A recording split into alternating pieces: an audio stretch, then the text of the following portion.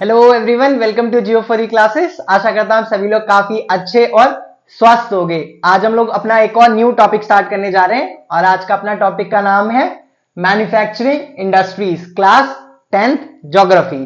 बेटा बहुत ही interesting chapter है, काफी पढ़ के मजा आएगा। क्यों? क्योंकि हम इसमें इंडस्ट्रीज के बारे में पढ़ेंगे। जैसे हम लोगों ने सुना है ना, फैक्ट्री, ये बड़ी फैक्ट्री होती है, ये लार्ज स्केल फैक्ट्री है, स्मॉल फैक्ट्री है।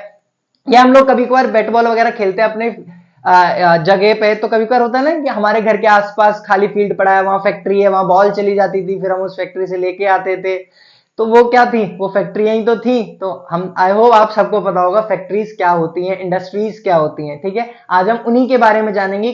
कौन से टॉपिक्स के बारे में जानेंगे इस चैप्टर में, वो ये है। मैं हमेशा कहता हूं ना, जब भी हम चैप्टर स्टार्ट करें तो उससे पहले हमें ये पता होना चाहिए कि इस चैप्टर में हमें पढ़ना क्या क्या है। यानी कि एक छोटा सा एग्जांपल हो, अगर हमें किसी एक्स जगह जाना है घूमने के लिए, तो हमें यह पता होना चाहिए ना कि हम वहां पहुंचेंगे कैसे, कौन सा कहां स्टॉप लेंगे, क्या क्या खाएंगे, कैसे कैसे बस पकड़ेंगे। तो इसी तरीके से जब भी हम चैप्टर स्टार्ट करते हैं, हमेशा ये करते हैं ना कि चैप्टर में हमें पढ़ना क्या क्या है वो पता होना चाहिए। तो ये जो मैंने अपने पीछे लेके, ये कुछ बोल्ड पॉइंट्स हैं जो इस चैप्टर में हम कवर करेंगे। क्या क्या कवर करेंगे? सबसे पहले पढ़ेंगे मैन्युफैक्चरिंग। जब हम चैप्टर का नाम पढ़ रहे हैं कि मैन्युफैक्चरिंग इंडस्ट्रीज होती क्या है, तो हम सबसे पहले ये तो जानेंगे ना कि what is manufacturing, what is industry, कि मैन्युफैक्चरिंग क्या होती है, इंडस्ट्रीज किसको कहते हैं। तो हम सबसे पहले उनको जानेंगे। उसके बाद जानेंगे फैक्टर्स ऑफ इंडस्ट्रियल लोकेशन, यानी कि जो इंडस्ट्री है उसके कुछ फैक्टर्स होते हैं कि ये इंडस्ट्री यहीं क्यों लगे,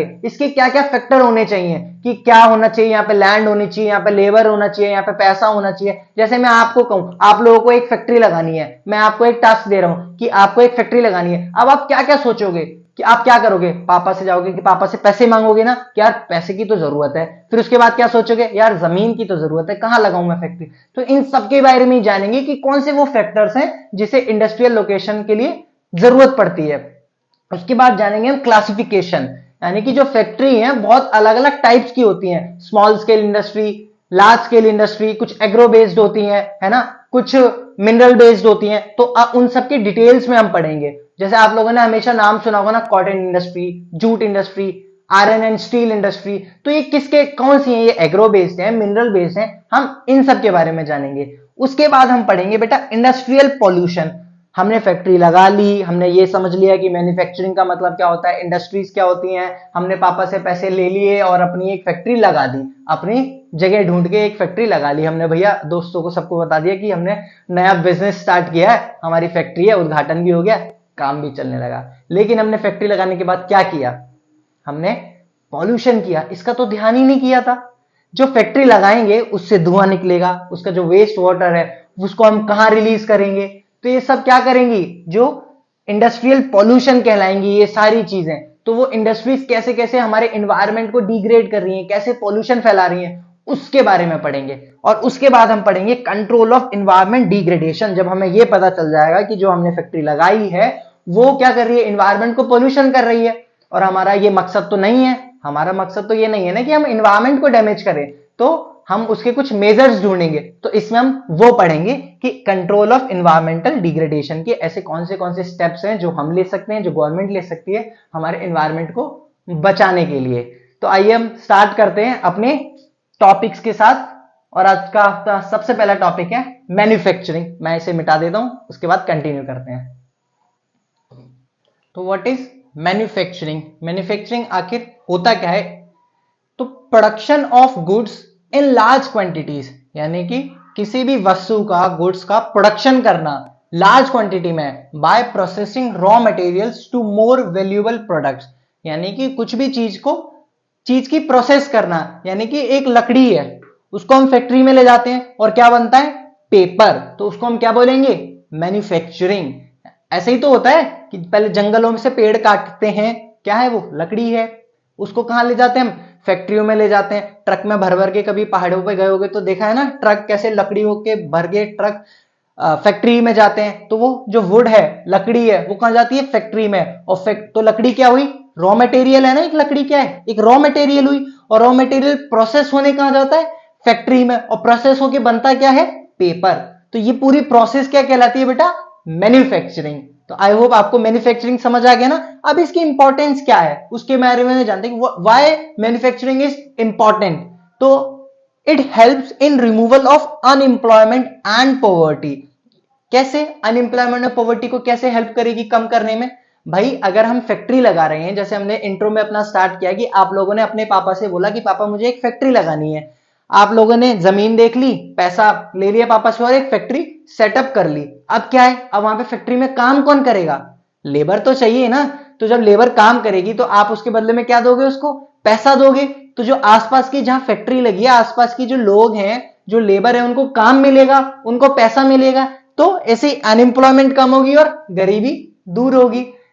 उसके बाद रिमूव रीजनल डिस्पैरिटीज, यानी कि रीजनल डिस्पैरिटीज कैसे रिमूव होगी? मान लो किसी दो जगह हैं, एक जैसे शहरों में, मान लो शहरों और गांव में कितना डिफरेंस देखने को हमें मिलता है ना।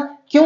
क्योंकि जो शहरों में है वहां पे बड़ी बड़ी फैक्ट्रीज हैं, लोगों पे काम है, वहीं गांव में लोगों पे काम नहीं है। तो ये क्या है, ये दोनों में क्या है? डिफरेंस ही तो है, रीजनल डिस्पैरिटीज तो है। एक रीजन में तो भाई काम ही नहीं है, एक लोगों पे तो इतना सारा काम है, पैसा कमा रहे हैं, और एक लोग गरीबी में ही जी रहे हैं। तो ये दोनों चीजें क्या करेगा? वहीं आपने एक सोचा कि नहीं मैं गांव में एक फैक्ट्री लगाऊंगा, तो आपने गांव में एक फैक्ट्री लगाई, गांव में फैक्ट्री सेटअप हुई, उससे क्या हुआ? आसपास के लोगों को काम मिला, पैसा मिला, अनएम्प्लॉयमेंट कम होगी, पॉवर्टी कम होगी। तो ये क्या है, रीजनल डिस्पैरिटीज कम होंगी ना। शहर के लोग भी पैसा कमा रहे हैं, गांव के लोग भी पैसा कमा पाएंगे उसी फैक्ट्री से। तो ये क्या है, रिमूव करती है रीजनल डिस्पैरिटीज। और it also reduces dependence of people on agricultural income by creating jobs in secondary and tertiary sector. ये पॉइंट बेटा हमसे ये कह रहा है कि जो हम लोग इतने सारे ज्यादा लोग एग्रीकल्चर पे डिपेंड है, एग्रीकल्चरल इनकम पे डिपेंड है, ये मैन्युफैक्चरिंग या फिर इंडस्ट्री सेटअप करने से हम लोगों की जो इनकम है वो शिफ्ट हो सकती है सेकेंडरी और टर्शरी सेक्टर पर। जो हमारी डिपेंडेंसी है एग्रीकल्चर पे वो शिफ्ट हो सकती है सेकेंडरी और टर्शरी सेक्टर पे। कैसे? Primary, secondary, tertiary. I hope आप लोगों को सब तीनों सेक्टर्स के बारे में पता होगा ना। जो प्राइमरी सेक्टर है उसमें एग्रीकल्चर आता है, सेकेंडरी सेक्टर में मैन्युफैक्चरिंग आती है, और टर्शरी सेक्टर में सर्विसेज आती हैं। तो अगर हम बहुत सारे लोग हम एग्रीकल्चर पे डिपेंड करते हैं, तो हमारी जो इनकम है वो किस पे डिपेंड करेगी? एग्रीकल्चर पे। अगर फसल हुई तो हमें पैसा मिलेगा, बर्बाद हो गई तो हमें पैसा नहीं मिलेगा। वहीं अगर हम फैक्ट्री लगा दें तो फैक्ट्री से हम, जैसा कि हम लोगों ने लगाया भी, गांव में एक फैक्ट्री लगाई ना, तो गांव के लोगों की जो इनकम जो डिपेंड हो गए वो किस पे हो गए? अब वो फैक्ट्री पे डिपेंड हो गए। एग्रीकल्चर पे डिपेंड थे अभी तक, लेकिन आपने एक फैक्ट्री लगा दी, हम लोगों ने एक फैक्ट्री लगा दी गांव में, तो अब हमारी डिपेंडेंसी कौन, हमारी किस पे हो गई? उस फैक्ट्री पे हो गई। तो जो हमारी इनकम है वो हमारी किस पे डिपेंड होगी? उस फैक्ट्री पे हो गई। तो ये सेकेंडरी और टर्शरी सेक्टर पे भी क्या था, जॉब्स क्रिएट करता है। ठीक है, मैन्युफैक्चरिंग। तो ये बहुत ज्यादा इंपॉर्टेंट है। समझ आ गया ना कि what is manufacturing? Production of goods in large quantities by processing raw materials to more valuable products. यानी जैसे कि एक लकड़ी है, फैक्ट्री जाती है, उससे पेपर बनता है, तो ये पूरा जो प्रोसेस है इसको हम बोलते हैं मैन्युफैक्चरिंग। और ये हमारे लिए कितना इंपॉर्टेंस रखती है वो हमने यहां पढ़ ही लिया। ठीक है, तो अब हम अपने दूसरे टॉपिक पे शिफ्ट होते हैं। एंड द सेकंड टॉपिक है अपना फैक्टर्स ऑफ इंडस्ट्रियल लोकेशन। यानी कि ऐसे कौन से फैक्टर हैं जो इंडस्ट्री के लोकेशन में हम डिसाइड करते हैं कि हम यहां फैक्ट्री लगाएं।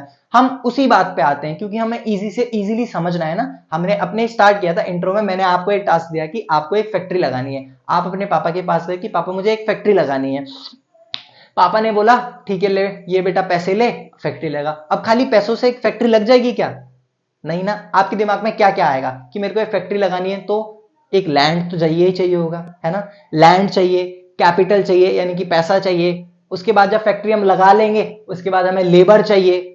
फिर जब लेबर भी चाहिए होगी उसके बाद और भी सारी चीजें चाहिए होंगी। तो कुछ इंपॉर्टेंट चीजें होती हैं जो हमें चाहिए ही चाहिए होती हैं। वो होता है बेटा अवेलेबिलिटी ऑफ स्किल्ड लेबर। यानी कि हम ऐसी ही जगह पे तो फैक्ट्री लगाएंगे ना जहां पे स्किल्ड लेबर हो। अगर हमने कहीं एक ऐसी जगह पे फैक्ट्री लगा दी और सारा गांव भाई पियक्कड़ है, कोई काम नहीं कर रहा है, ना फैक्ट्री जा रहा है, उन्हें कोई मतलब ही नहीं है पैसा कमाने से, तो आपकी फैक्ट्री क्या बर्बादी तो होगी ना। तो एक स्किल्ड लेबर की जरूरत है। उसके बाद अवेलेबिलिटी ऑफ रॉ मटेरियल। हमेशा हम लोग यही कोशिश करते हैं, जितने भी फैक्ट्री अगर हम लगाते हैं तो उसके आसपास, यानी कि अगर हम किसी पेपर की फैक्ट्री लगा रहे हैं, अगर हमें पेपर बनाने की फैक्ट्री सेटअप करनी है तो हमें यह देखना होगा कि आसपास लकड़ियां हो काफी मात्रा में। इसी तरीके से कोई भी एग्जांपल ले लो, कोई भी ऐसी जगह हम चुनते हैं जहां पे आसपास रॉ मटेरियल मिल सके, तो अवेलेबिलिटी ऑफ रॉ मटेरियल। उसके बाद अवेलेबिलिटी ऑफ मार्केट, यानी कि जो हम फैक्ट्री में बनाएंगे उसको हम बेच भी तो सकें। अब हम बना रहे हैं या दिल्ली में बैठ के और हमें ले जाना हो तमिलनाडु, तो हमारा कितना ट्रांसपोर्ट कॉस्ट आएगा, सारी चीज आएगी। और हमें मार्केट अगर आसपास ही मिल जाए, कि हरियाणा में मिल जाए, फरीदाबाद में मिल जाए, गुड़गांव में मिल जाए, तो हमारा कितना ईजी हो जाएगा ना। तो आसपास मार्केट होना भी बहुत जरूरी है। उसके बाद रेगुलर इलेक्ट्रिसिटी सप्लाई, बिजली तो चाहिए ही चाहिए, है ना। उसके बाद मीन्स ऑफ ट्रांसपोर्ट, ट्रांसपोर्ट की फैसिलिटी भी अच्छी होनी चाहिए। भाई हमने माल ऑर्डर कर दिया, आप लोगों ने सुबह मंगाया माल कि भैया हमारे यहाँ 2 ट्रक मंगाने हैं, वो ट्रक ही नहीं आ पा रहे, रोड ही नहीं है, ट्रांसपोर्ट ही नहीं है। तो ये सारी चीजें क्या है, ये कुछ बेसिक्स चीजें हैं, जो फैक्टर्स हैं, जो इंडस्ट्रियल लोकेशन के लिए बहुत जरूरी होते हैं। तो ये आपका 3 नंबर का क्वेश्चन है आपके लिए कि कौन से फैक्टर्स हैं जो इंडस्ट्रियल लोकेशन में चाहिए होते हैं। तो ये 5 आपको लिखने हैं, availability of skilled labour, availability of raw material, availability of market, regular electricity supply और मींस ऑफ ट्रांसपोर्ट। ये 3 नंबर आपको पूरे मिल जाएंगे, ठीक है। तो ये दोनों टॉपिक समझ आ गए ना, व्हाट इज मैन्युफैक्चरिंग और लोकेशन फैक्टर्स। तो अब हम पढ़ते हैं क्लासिफिकेशन ऑफ फैक्ट्रीज के बारे में। मैं इसे मिटा देता हूं, ठीक है।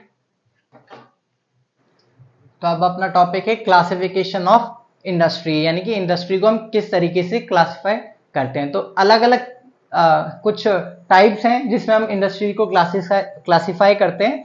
अगर पहला देखें तो on the basis of source of raw materials use, यानी कि रॉ मटेरियल के बेसिस पे हम इंडस्ट्री को क्लासिफाई करते हैं। एक तो एग्रो बेस्ड और एक मिनरल बेस्ड, यानी कि एग्रो बेस्ड एग्रीकल्चर, अगर उसका सोर्स ऑफ जो सोर्स है, जो उसका रॉ मटेरियल जो उसका सोर्स है, अगर वो एग्रो बेस्ड है तो हम उसको एक टाइप वो हो गया कॉटन, जूट, टेक्सटाइल, यानी कि cotton industry, jute industry, textile industry. ये सारी इंडस्ट्रीज क्या है, ये सारी इंडस्ट्रीज एग्रो बेस्ड हैं, यानी इनका जो रॉ मटेरियल है वो एग्रो बेस्ड है, यानी कि एग्रीकल्चर, उनका एग्रीकल्चर से जो भी प्रोडक्ट्स आता है वो उनका एक रॉ मटेरियल है जिससे वो यूज करते हैं कॉटन इंडस्ट्री, जूट इंडस्ट्री और टेक्सटाइल इंडस्ट्री में, इसलिए उनको एग्रो बेस्ड इंडस्ट्रीज कहा जाता है। इसी के साथ मिनरल बेस्ड, यानी कि iron and steel industry, cement industry, ये सारी क्या है, ये मिनरल बेस्ड है, यानी कि इनका जो रॉ मटेरियल है वो क्या है, मिनरल्स हैं, उसको यूज करके ये इंडस्ट्रीज में मैन्युफैक्चरिंग करते हैं। तो iron and steel and cement industry, aluminium,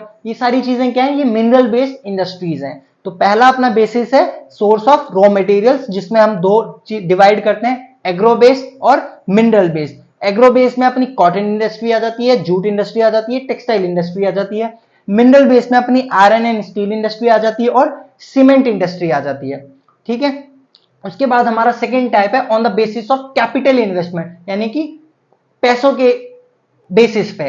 एक होता है स्मॉल स्केल इंडस्ट्री, एक होता है लार्ज स्केल इंडस्ट्री। इनकी जो लिमिट्स है बेटा वो तय कर रखी है कि अगर 1 करोड़ तक ये लोग, अगर 1 करोड़ तक इन्वेस्टमेंट हुई है तो उसको हम स्मॉल स्केल इंडस्ट्री कहेंगे, और उससे ज्यादा तो लार्ज स्केल इंडस्ट्री। इस बेसिस पे हमने इंडस्ट्री को डिवाइड कर रखा है। उसके बाद on the basis of ownership, यानी कि public sector, private sector, joint sector. हम लोग बोलते हैं ना ये सरकारी कंपनी है, ये प्राइवेट कंपनी है, ये सरकारी प्राइवेट दोनों मिलके बनी कंपनी है। तो इसके बेसिस पे भी हम इंडस्ट्री को डिवाइड करते हैं, यानी कि पब्लिक सेक्टर गवर्नमेंट की जो कंपनीज होती है उनको हम बोलते हैं, प्राइवेट सेक्टर जो हम कोई इंडिविजुअल, कोई लोग, प्राइवेट बंदा अगर कर रहा है उसको ओन, तो उसको हम प्राइवेट सेक्टर बोलेंगे। ज्वाइंट सेक्टर होता है पब्लिक और प्राइवेट, यानी कि सरकार और प्राइवेट लोग दोनों आपस में मिलकर किसी एक कंपनी को चलाते हैं, तो उसको हम बोलते हैं ज्वाइंट सेक्टर। तो इन तीनों में हमने जो अपनी इंडस्ट्री है उनको डिवाइड कर रखा है। आपके लिए बहुत इंपॉर्टेंट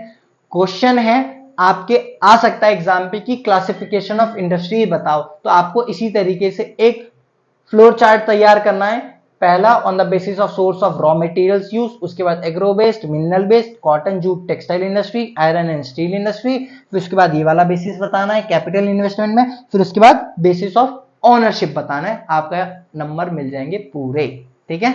तो ये अपना क्लासिफिकेशन हो गया। इसके बाद हमारे इंडिया में कुछ 8 रीजनल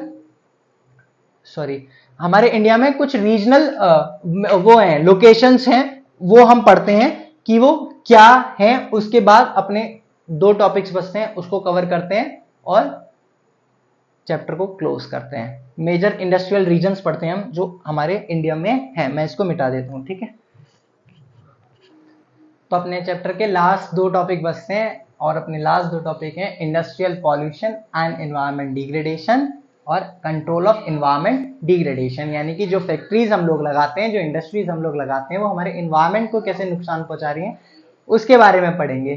तो सबसे पहले हमारे जो कैसे कैसे नुकसान पहुंचा रही हैं ये, air pollution, water pollution, noise pollution, हम सभी ने सुना है ना ये क्या होता है, हम सबको पता है। तो जो एयर पोल्यूशन है caused by burning of fossil fuels, यानी कि जो हमारी फैक्ट्रीज हैं, हम फॉसिल फ्यूल्स को बर्न कर रहे हैं, उनकी वजह से एयर क्या है, पॉल्यूट हो रही है। इसी तरीके से वाटर पोल्यूशन भी हो रहा है। कैसे? Untreated industrial waste discharge into rivers, यानी कि जो भी हमेशा देखना, जो भी फैक्ट्री होगी या फिर बड़ी बड़ी जितनी भी इंडस्ट्रीज होंगी, वो हमेशा रिवर के बगल में सेटअप की जाती हैं। क्यों?